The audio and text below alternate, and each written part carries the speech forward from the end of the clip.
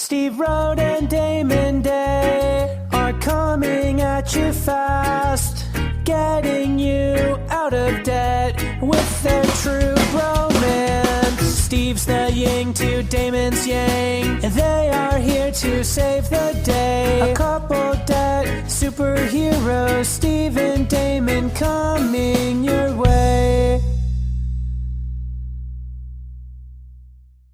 Hey, Steve Rhode with Damon Day. You're back for another Get Out of Debt Guy podcast. We're going to try to do these podcasts more rapid fire. You can get more information more quickly. I don't think that's the right way to say it, but you get what you pay for here. When we start charging for the podcast, then we'll start adding quality with a K. All right, Damon, I got a couple things I want to talk about today. You want to go first or what? No, because true to form, I don't even have my notes in front of me. So you go first while I think about stuff. All right. So I have two things to talk about today. One is the administration has proposed, we got all these loans that are coming off forbearance. In fact, we've got about 2 million mortgages that are going to come off forbearance pretty soon. And this is the tail end of the forbearance from the pandemic. And I don't care, what administration it is. These ideas just don't seem to work for everybody, because the new suggestion is to prevent foreclosure when these loans come off forbearance, that federally backed mortgages can have payments reduced up to 25%. So that'll extend the term of the mortgage even further. Now, you've got all these people. It was up to 4 million people at one point. It's down to almost 2 million people right now that are taking advantage of the coronavirus pandemic. Don't make a mortgage payment. And this has been going on for 18 months. So now you have all these people. This is like the student loan problem that we've talked about. You have all these people that are now used to not making payments. I don't care if you reduce it by 25%. Or whatever. Struggling people are going to struggle to make any payment at all. Yeah, it's just kicking the can down the road is all it is. We're going to have a day of reckoning. It's just a matter of when we're going to have. So you look at the numbers of people who are seriously delinquent on their mortgages right now, you've got about 3% of the total mortgages. Now, what's interesting is people who are falling behind or who want to sell quickly often don't realize that they're actually selling their homes to investment funds that are buying up homes and then renting them out. So the availability of affordable homes continues to shrink as corporations buy them up and rent them to you. So here is what one Isaac Boltansky, which is a great name. He's the director of policy research at Compass Point Research and Trading, which serves large institutional investors. I guess we'll have to take that into account. He said, if a reduction in monthly cost help keep that borrower in their home until they're back on their feet, that's a win for the borrower, the policymakers, and Uncle Sam. I don't know, just extending your mortgage down to 40, 50, 60 years. What's the difference between that and renting at this point? There's a lot of differences between that and renting, but just keeping somebody in their home, I guess if you have appreciation, that could help them out. And I see both sides of the equation. It's almost once the government starts dabbling into it and starts trying to put Band-Aids on the bleed, it's just, there's no end in sight. There's never going to be an easy way to get back to quote unquote normal. Some people are going to get hurt. It's just the way it is. It's just the way it is. That's right. If we keep extending it is the way it always been. Oh, you can't paint regulation with a broad brush. It's not going to work for everybody.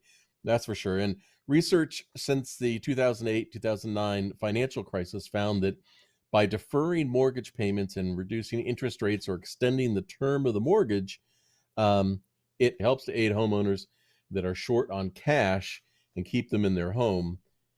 They just, can't have an expectation that they'll ever pay it off. If your mortgage is now extended out, let's say 40 years, and you're over the age of 40, the chances of you ever paying that mortgage off are getting smaller and smaller. Yeah, you're just making monthly payments. Yeah, you're right. They're just buying time until it's time to go into the old folks' home.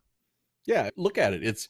This is why it's so much like the student loan situation, because we look at these income-based repayment programs that the payments are so low to allow people to make some payment but never pay off their loan unless they meet all Well, the what? yeah, I was just going to say that the interesting thing with the student loans and the big difference is with the housing, it's a tangible asset. There's a roof over your head. With the student loan, it's not secured by anything. There's nothing there. There's no asset there. And a lot of students that would argue that the education was worthless, depending on what happened to them after college.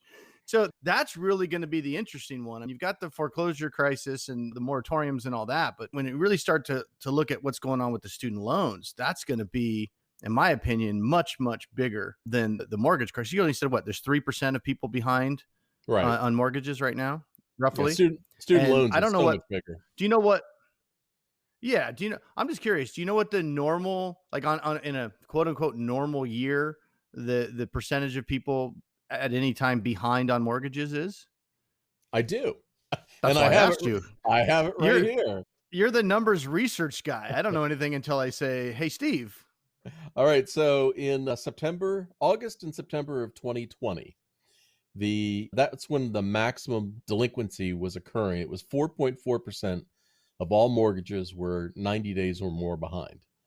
And it's now down to 2.9. But that's because they're not counting the moratoriums. That is, let me see. It's just talking about people who are seriously delinquent, and those are people who may be in a forbearance plan with foreclosure coming in the months ahead. Now, How keep can in it be mind that less than it was? people started, Go ahead. the economy started recovering, people started making payments again, picking up where they left off. Another problem with this program has been lenders like Wells Fargo that stuck people in forbearance programs without consumers ever asking for it. It's turned out to be a real mess because on their credit reports, it was showing they're in forbearance, but they're making monthly payments. So it's all screwed up every time. This is like student loans. That's my next story I want to talk about today was student loans, but I'm going to let you jump in with what you have. Just to finish my thought on that last topic. So we almost got to it, but what's the percentage of people be seriously delinquent on student loans? Now, student loans, now that is an interesting number because when you look at the number of people, they always use the number of people who have missed payments or behind on their payments. And the government fails to generally include the number of people who are in deferment or forbearance. Technically, those are people who can't make their payments right now. And that number is about 25 to 30% of all student loans are not making current payments. Yeah. Hey, no doubt about it. The number's huge. Yeah. So we're talking about the mortgage crisis. Forget that's nothing. Yeah. 3% of people are delinquent on their mortgage, but half the country are delinquent on their student loans. Yeah. It's just one problem on top of another that I totally understand. And in this equation between you and me, I'm the more liberal part of it. And I totally understand why we had to bail out people and give them moratoriums and all that other stuff because of COVID, which was an unusual situation. But simply putting payments on pause and then resuming at some point in the future, people's budgets have changed and they've expanded. And as the economy has improved, they've used that money for other obligations.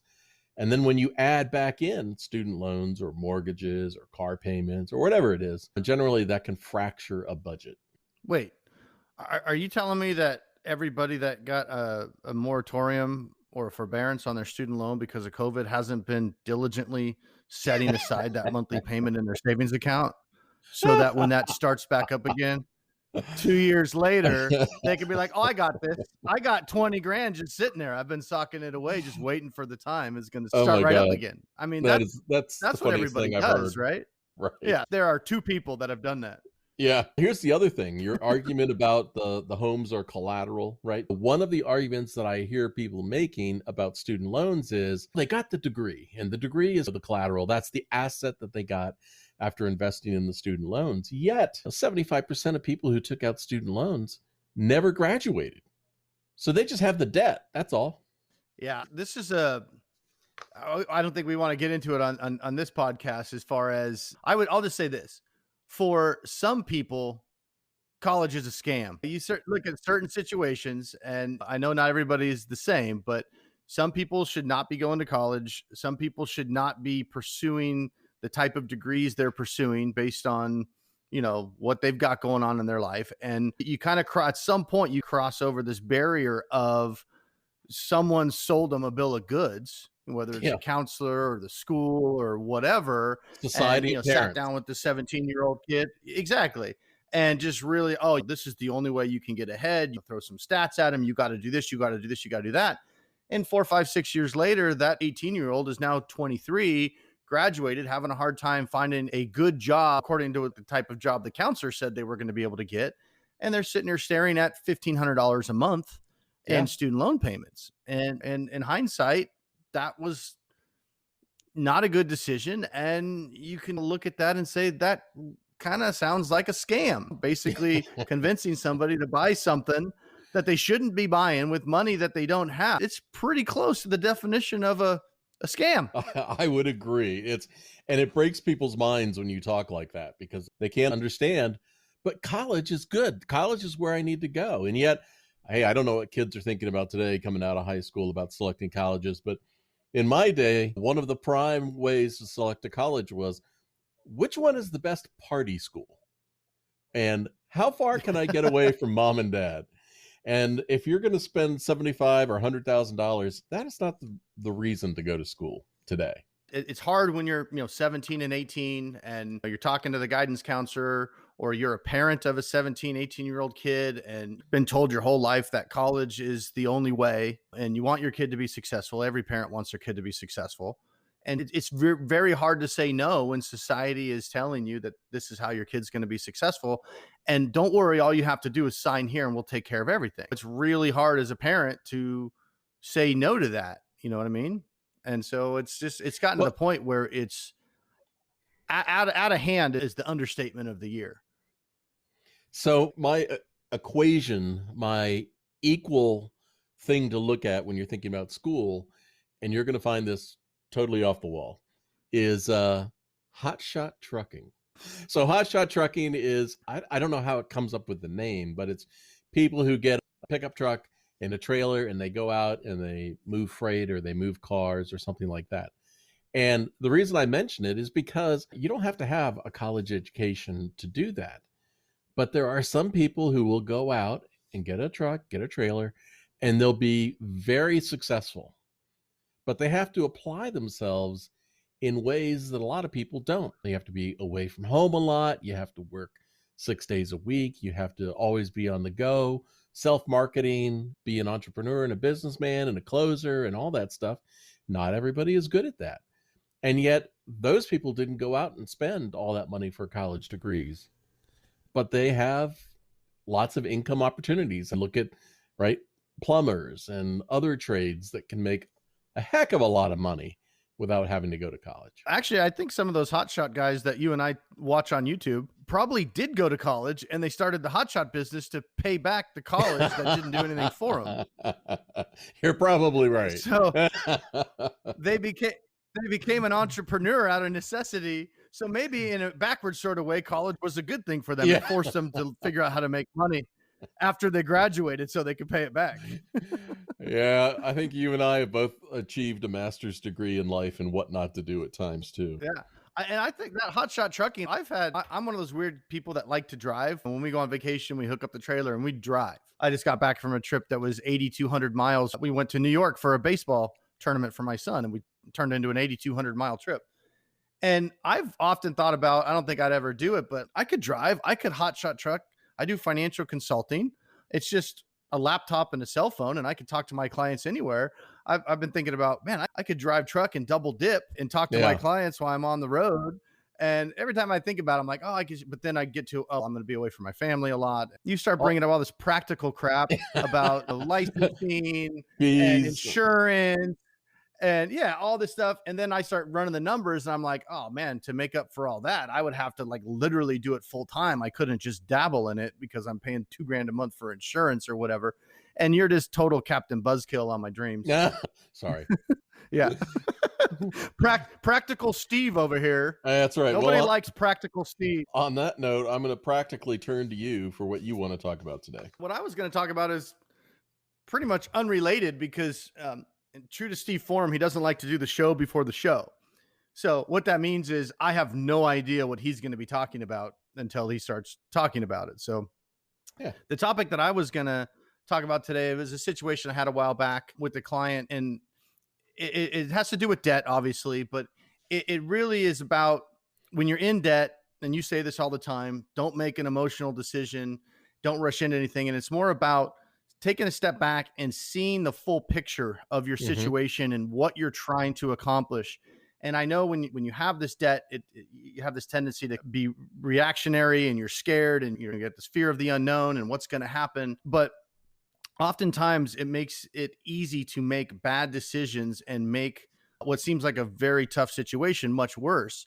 And the case in point with this client is she wasn't working. She didn't have any income, and she had a situation where she needed to make some changes. She was, looking for a job, but literally she had roughly 10 grand to her name. And she had a couple of debts that she was worried about, these credit card debts. And she really wanted me to resolve them for her. Call the creditors, work out a deal, and make a settlement offer, just to get them resolved so she wouldn't have to stress about them. And the problem with that was it would take pretty much all of that $10,000 to do that based on the balances that she had on those cards. But she was just so focused on, I got to get rid of this debt. She wasn't really thinking about what's the highest and best use of that $10,000. You've got no income. The last thing you want to do right now is give that $10,000 to some company and then have no income and no savings at all. It would make a bad situation much worse. I essentially convinced her not to resolve those accounts at that time, even though it took a while for me to convince her that keeping her money for now until she got a job made the most sense.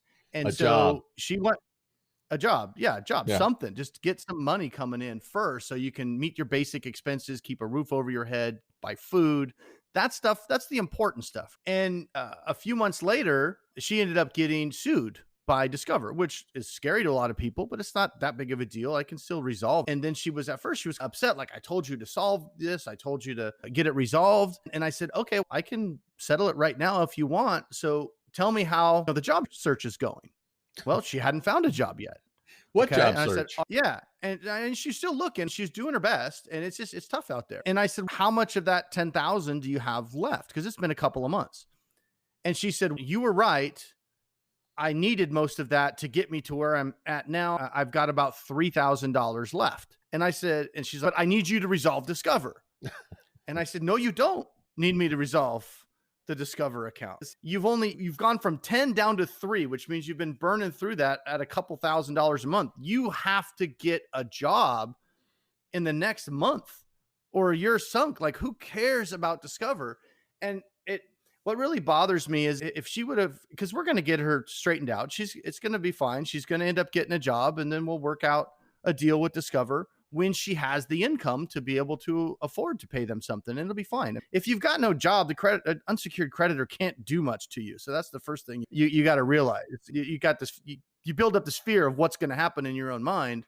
But oftentimes when you really start to unpack it, there's nothing they can do. And if you don't have a job and you only have $3,000 to your name, Discover is the last thing you should be worried about. But what bothers me about the whole situation is, had she called a debt settlement company or a credit counseling company or something like that, they don't take the time to take a step back and say, wait a minute here, you shouldn't hire us yet because solving that debt is not your number one priority. They don't do that. They say, oh, you got 10 grand, we'll happily take it and settle this debt. So where would that have left her? It would have left her broke, penniless, no job, no savings. Discover's not making phone calls anymore that you could just block. So the benefit would have been her phone doesn't ring. The downside would have been she's got nothing, not even $1. And now she's in and that's the thing that I wanted to bring up, which was when you're in debt, it's rarely ever an emergency. Take a step back and come up with an overall plan and strategy and focus on what's important when you have very limited funds. Unsecured debt is not important when you have limited funds and not much coming in. You talk to lots of debt collectors on behalf of your clients and try to work out situations. And one of the things that I learned over the years, and I also really got a good lesson in it when I was dealing with my own financial problems many years ago, which was, instead of being afraid when the debt collector calls, you don't have to promise anything, but you also don't have to be a jerk. either. I always say, make the debt collector your friend. You can say, Bob, have a nice day. Yeah, I don't have any money to pay you. How are the kids? And establish a relationship with them and just be friendly. No, that's absolutely true. Every conversation, I shouldn't say every, there's been maybe a handful over the years where I hung up and I was like, what? Yeah. If this was my show, I would have said the word, but I'm not sure what your parameters are on your show. But most of the time, they're just people that have jobs. They're trying to do their job and they're actually nice. And for the most part, sometimes they're deceptively nice where they're actually shady and they're just trying to, see what information they can get out of the person. But like Steve said, as long as you're not disclosing any information, you have the right to remain silent when you're talking to a debt collector. But saying, hey, look, I understand I owe the money. I don't have it right now. I'm going through a lot of stuff. I'm working on it. And as soon as I have something, I'll give you a call back, as a polite way to end the conversation. Although you do have to be a little bit forceful with it, because the debt collector is trying to keep you on the phone, keep talking. Because then the next thing they're going to say is, oh, maybe you have a family member you can borrow it from, or maybe you can go get a loan from the bank. And it's, bitch, oops, I shouldn't. That's not my show. Sorry. Bleep that out. You know what? You can always trade a banana bread recipe or something. You don't have to make a promise you can't keep. Bitch. Yeah. The biggest takeaway, though, is if you, I meant that in a funny way, because I was going to say, bitch, please, have you seen my credit report? I can't get a loan from anybody. That's always my favorite, when you got debt collectors calling and their helpful suggestion is, can't you get a loan to pay this one off? And it's, if I could get a loan, I wouldn't owe you the money. That's right. Life happens. Real quick. So whenever I get that one for a client, which is not that often anymore, but I always used to say, sure, are you willing to loan the client some money so they can pay you back? You are a lender after all. And they say no. And they're like, then why would you think another lender? The woman that you talked about that owed the 10 grand to Discover, it's a classic situation of why it is really beneficial to talk to, I was going to say someone like you, but talk to DamonDay.com. You can find him at DamonDay.com, because a third party who is not emotionally attached and invested in a situation can make can make far better informed decisions to help guide you along the way about what you should do instead of just reacting. The thing about debt is people that have debt have generally not been in this position before. It impacts their self-esteem and their self-worth. It's not like they're running out there to ask friends for advice and questions. And so they end up dealing with these things alone, lost alone, afraid, confused, and making bad decisions along the way. So that's why I'm so glad that woman talked to you. And do you have her on the straight and narrow yet, or is she like getting there? She's still, again, trying to get that job, which is number one priority. But the biggest thing is not knowing what, in this case, Discover can and can't do is huge, because it allows her to clear up her mental space, not dwell on it, not stress about it every day, and focus on, because if she doesn't get a job, she's got much bigger problems. So she doesn't need to be sitting there worried about, how am I going to pay back Discover? How am I going to pay back Discover? And the biggest thing my clients tell me is just the peace of mind of being able to bounce things off of me and get some straightforward advice about, here's what can happen. If you don't do this, this is the only thing that the creditor can do. Here's worst case scenario. And here's how you can counter that if that happens. But most importantly, we can do this and buy you the time that you need to go out and do whatever it is that you're going to do. So just that peace of mind of knowing what can happen, I feel, is the biggest benefit that clients get when they call and they talk to me. And the beginning of the call, they're in a huge panic. By the end of the call, they're like, okay, my situation hasn't changed at all, but I actually feel better about it. And that's key. That is the Damon Day touch. You help people feel better about their situation. And you know what? You should throw in some free banana bread recipes too. Yeah. Now, don't get me wrong. We're also going to get the situation solved. But in that moment, feeling, you choose feeling one way about a situation versus feeling the opposite way can dramatically affect the overall outcome. Yeah, I totally agree. It's the difference between sleepless nights, suicide, divorce, or let's just deal with it. We can deal with it. No problem. It's just that. For crying out loud. I always tell clients, it's your creditor's problem, really, not yours. They're the ones that are owed the money, so relax. All right, the show's going long, and I'm the one that gets to edit it. So let me wind up this podcast with, can you believe it's already been like 30 minutes? Unbelievable. You said you had 2 topics. I was like, it's going long, bro. So here we go. FedLoan Servicing, right? The people who have been in charge of administrating public service loan forgiveness. Damon, I don't know if you've heard about this, but this is going to be such a bad mess. FedLoan Servicing has told the Department of Education, we don't want to service loans anymore.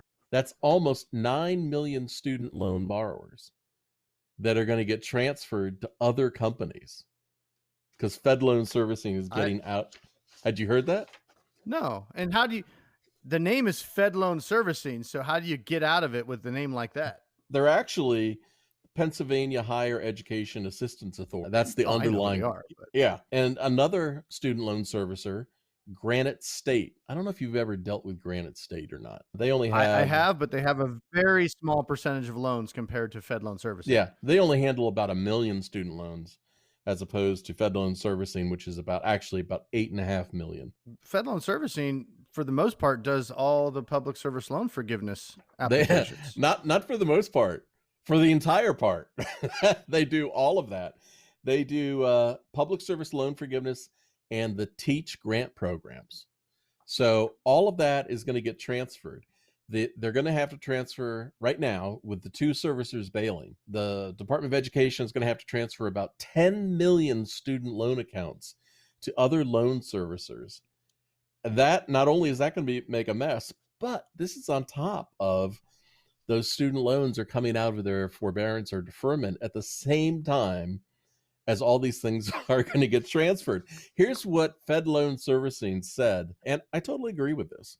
In the 12 years since FedLoan Servicing accepted the terms of its federal servicing contract, the federal loan programs as managed by the U.S. Department of Education have grown increasingly complex and challenging, while the cost to service those programs has increased dramatically.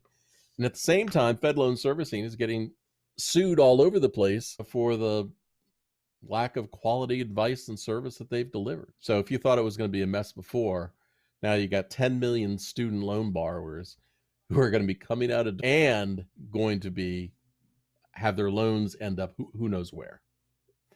A mess will ensue. Is this what they mean when they say boondoggle? I don't know. I hadn't heard that. When did that come out? In the last couple days. That is going to be a major. There's just so many borrowers that the way the public service loan forgiveness works is you don't really even get to apply for it until you get your supposed 120 payments in. Right. And FedLoan Servicing is the one that is supposed to be tracking those and updating you every year. And I don't know about you, but usually when databases get transferred to other companies, it's pretty much, it all goes real smooth most of the time. Yeah. 10 million accounts. It's going to be perfect. Don't worry about it. And you're going to have a situation where it's okay. It's okay. So you're going to have a situation where you're going to have a borrower that made their 120 payments and they're going to apply for it and they're going to get rejected because the computer doesn't say they made their 120 payments. And then FedLoan Servicing is going to go off and do who knows what, or break up or form a new entity or whatever they're going to do. And the borrower is really going to be left with no recourse, trying to force the government to honor some forgiveness program when the government records show that they didn't meet the criteria yet. And short of filing a lawsuit, which is going to cost more time, effort, and money. God, I should have been a lawyer. Lawyers always get paid, man. And that they're going to be just forced to suck it up. And you got 3 more years on your plan or whatever it's going to be. And they're going to have no good recourse to fight that. FedLoan Servicing, you mentioned, what are they going to go do? They have said they will continue to expand their successful commercial servicing and mission-based student lending software as a business and focus on the Commonwealth of Pennsylvania. They're servicing 8.5 million accounts. Where do you think all their employees are going to go? They are all going to be looking for new jobs and hoping that they get their mortgages and car payments and student loans on forbearance.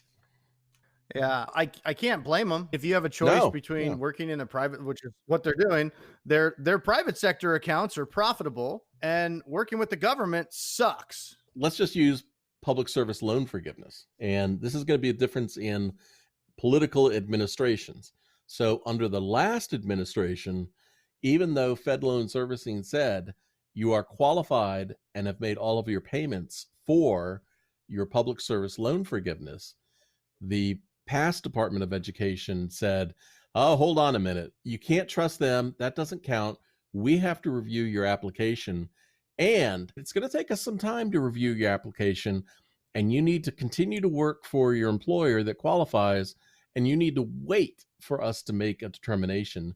So the vast majority of people that applied were turned down. We have to wait and see what happens under this administration. But I don't know how any company would service loans over 12 years, over multiple political administrations, and be able to control the quality of their services and cost and do a good job. That's just impossible. So bye-bye. Yeah, they can't. This is why when I talk to clients, and I understand the advocates for bringing back bankruptcy protections, this is what they point to all the time. That because, the opponents of bankruptcy protections always say, oh, you have IBR and you have all these public service loan free, you have all these programs. And it's no, these programs all suck. In theory, maybe the ideas sound pretty good, but you've got this, for lack of a better word, this massive boondoggle that you're promised forgiveness in 20 years or 25 years or 30 years, depending on what program you're on. Yeah. And how can you have any confidence that you're ever going to get that? But yet people have to literally plan their lives around this debt. Am I going to go into public service so I can try to get this? People have taken lower paying public service jobs in order to get this promised forgiveness after 10 years. Right. And, if they don't get that, how is that? It's certainly not fair. They've made life decisions based on these rules and these laws. And then these things change all the time. And so whenever you can avoid getting into a government program, you should, if you have the ability to resolve your student loans in a different way, would be my recommendation. And as a qualified liberal, I would like to say I totally agree. That's a surprise, isn't it? No way. No way. I know. All right, that's it, man. We got to get out of here because I got to edit this crap. So you've been listening to the Get Out of Debt Guy show with Damon Day, DamonDay.com is the place to find them. And if you want that banana bread recipe, I'll send it on to Damon. You can get it from him. So ta-ta. Yeah, and edit that word out because I don't think it came across in the joking way that I intended. What? When your bitch word? It was supposed to be like, bitch, please. But I didn't get to the please because you started laughing. It was intended in that kind of a joking way. And then it just came out bitch. And that's not how it was. Don't say that to the debt collector. I don't want that to be the takeaway. Well, you don't have to be a bitch about it. Come on. Let me do my job. Yeah. And that would have been self-talk. That's not what's coming out of your mouth when you're on the phone with the debt collector. That's right. That's your inside voice. Yeah. That's the internal voice we all have. Don't confuse that. Don't say it out loud. All right. Exactly. Ta-ta for now. That's your exit? Apparently. All right. See ya. Hey, so Steve Rhode, the Get Out of Debt Guy. You know that thing that you just listened to? Well, believe it or not, that was actually the Get Out of Debt Guy show. If you have a question that you'd like to ask about money, credit, or debt, just visit my site, getoutofdebt.org, getoutofdebt.org, and click on the Ask a Question link at the top of the site. I look forward to hearing from you.